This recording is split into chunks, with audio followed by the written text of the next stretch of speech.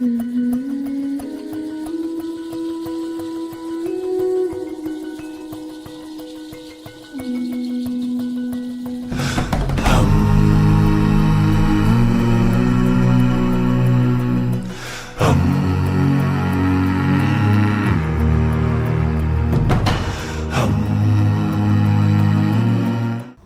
dans le podcast Métamorphose, le podcast qui va transformer votre vie, vous booster et vous faire passer à un niveau supérieur. Aujourd'hui, dans cet épisode, nous avons le plaisir d'accueillir une personne spéciale, une personne qui a un parcours riche en expérience et qui m'inspire particulièrement. Bienvenue, M. Jean-Yves Kotor. Vous êtes aujourd'hui le chairman du groupe Intelsia sur l'Afrique subsaharienne. Et c'est un honneur, c'est un privilège de vous avoir dans le cadre de ce podcast. Et j'espère que ceux qui vont écouter ce podcast seront enrichis par toute votre expérience et également par tout ce que vous allez apporter dans cette vidéo. Alors, pour vous parler en quelques minutes ou en quelques secondes de la vision de ce podcast, ce qui est caché derrière ce podcast, c'est de montrer aux gens, de montrer aux jeunes surtout, qu'il n'y a pas de limite, qu'il est possible de se transformer, qu'il est possible de passer vers un niveau supérieur, et cela chaque jour. Comme le disait Bruce Lee, lorsqu'on met des limites dans tout ce qu'on fait, ça se répand dans notre vie, ça se répand dans notre travail, alors qu'en réalité, il n'y a pas de limite, il n'y a que des niveaux. Et notre challenge aujourd'hui, c'est de pouvoir dépasser notre niveau actuel. Voilà donc en gros le message que nous aimerons passer aux jeunes et toutes les personnes qui vont écouter ce podcast. J'aimerais donc, à travers ce podcast, vous poser certaines questions sur des sujets qui tournent beaucoup plus autour de nos pensées, de nos émotions, parce qu'on sait aujourd'hui l'importance qu'a l'intelligence émotionnelle dans notre société et surtout dans les entreprises. Et tout récemment, j'ai lu un article qui disait que nos pensées génèrent des émotions et nos émotions sont à l'origine de nos actions ou de nos comportements. Il y a donc des chercheurs neuroscientifiques qui estiment que tout être humain a environ 60 000 pensées par jour et ces pensées-là sont à 80% essentiellement négatives. S'il faut s'en tenir à ça, cela signifierait donc que la plupart du temps, on est plutôt focalisé sur le négatif et nos actions, nos comportements sont donc voués à être plutôt négatifs que positifs. Aujourd'hui, comment est-ce que nous pouvons faire justement pour activer notre métamorphose, pour passer à un autre niveau? Comment est-ce que nous pouvons faire pour transformer ces 80% de pensées négatives vers des pensées plutôt positives? Alors, déjà merci pour l'invitation pour votre podcast. En effet, ce que vous dites est tout à fait pertinent, dans la mesure où on emmagasine beaucoup de choses négatives pendant tout notre parcours, et l'être humain, de manière générale, a tendance à retenir plus la partie négative que la partie positive. Il faudrait transcender tout cela et faire en sorte que le côté positif puisse dominer tout l'aspect négatif. C'est dans cela qu'on peut avancer. Parce que l'accumulation de pensées négatives conduit à l'échec, ça c'est clair. Et il faut rester constant, il faut rester positif, il faut rester dans une droite ligne qui vous permettrait justement d'occulter tout ce qu'il y a de négatif en vous et de faire ressortir tout l'aspect positif. Et je pense que c'est un travail qui peut être fait de manière simple. Ça passe par de petites choses. C'est ne jamais se laisser dominer par les problèmes, mais dominer les problèmes. C'est ainsi qu'il faut penser son quotidien dans sa vie familiale, dans sa vie professionnelle et j'en passe. D'accord, merci. Il ne faut pas se laisser dominer par les problèmes, mais plutôt dominer les problèmes.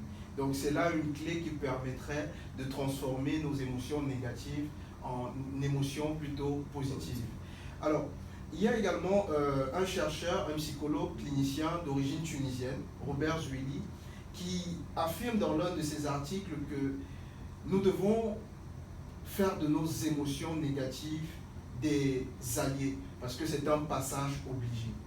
Alors, j'aimerais savoir, dans votre parcours, est-ce que vous avez pu transformer vos émotions négatives, toutes ces pensées négatives-là, en vos alliés? Comment faire pour tirer profit de ces émotions négatives? Alors, moi, je parle d'un postulat qui est simple. À tout problème, il y a une solution. Dès lors que vous mettez ça dans la tête, justement, vous faites des aspects négatifs vos alliés, parce que vous savez qu'il y a toujours une solution au bout de la chaîne. Soit-elle bonne ou mauvaise, mais il y a une solution. D'accord. Donc, pour transformer les pensées négatives en des pensées que nous apprivoisons pour pouvoir développer notre sens du positif, il faut changer plutôt de mentalité et pouvoir se dire à chaque fois qu'il y a un problème, il y a une possibilité, il y a une opportunité d'avoir une solution. Et parfois même le problème est une opportunité vers quelque chose tel de... Exactement. Alors, ça me permet de rentrer dans quelque chose qui est encore plus pertinent aujourd'hui. Parce que généralement, on mesure notre succès à ce qu'on appelle le quotient intellectuel. Dans nos entreprises, même à l'école, on a tendance à nous dire, comme tu as un quotient intellectuel élevé, alors tu as plus de chances d'avoir du succès. Mais dans les 20 dernières années, il y a eu des études qui démontrent plutôt que le quotient émotionnel détermine notre succès. Et il y a même des chiffres qui disent que on a 25% pour le quotient intellectuel et 75% pour le quotient émotionnel. Pensez-vous donc qu'aujourd'hui, pour activer sa métamorphose, pour passer à un niveau supérieur, pour être un leader de haute performance, il faut nécessairement développer son quotient émotionnel? Est-ce que pour vous, c'est une affirmation qui est plutôt juste? Elle est juste et pas juste. Elle est juste en ce sens qu'effectivement, l'émotion est quelque chose de... comment dire, dans toute démarche, peut être quelque chose de positif, mais l'excès d'émotion également peut nous amener à emprunter les mauvais chemins, ça c'est clair. C'est pour ça que je dis que c'est à la fois vrai et pas vrai. Tout dépend des circonstances, tout dépend des événements, tout dépend de l'environnement, tout dépend d'un certain nombre de choses que nous rencontrons au quotidien. D'accord.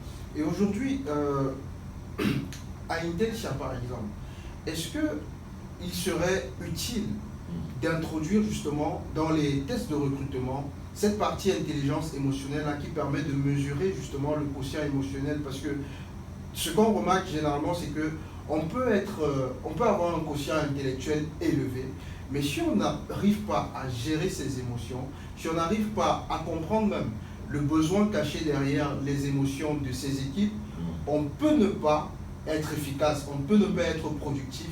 Et aujourd'hui, est-ce que c'est un challenge ou alors une opportunité ou même une nécessité d'intégrer justement l'intelligence émotionnelle dans les tests de recrutement? Parce que dans les pays comme en Europe, aux États-Unis, ça se fait déjà dans plusieurs grandes entreprises.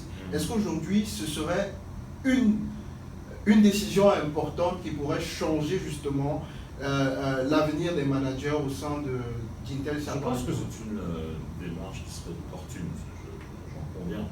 Maintenant, il faudrait savoir encadrer cela, parce que quand on parle d'émotion, c'est pas quelque chose de quantifiable, de palpable. Donc il faudrait, si d'aventure on décidait d'introduire cette notion-là au sein d'Intelsia, il faudrait vraiment en étudier les contours et savoir comment structurer tout cela pour arriver à un résultat positif dans le cadre des recrutements. Ce n'est pas une matière facile. Je n'ai pas la prétention de vous dire aujourd'hui que c'est quelque chose que l'on maîtrise et qu'il faudrait mettre en application. Je pense que tout cela procédera d'une étude de pré-test pour pouvoir mettre en application justement cette brique d'intelligence émotionnelle dans le cadre d'un rôle. D'accord.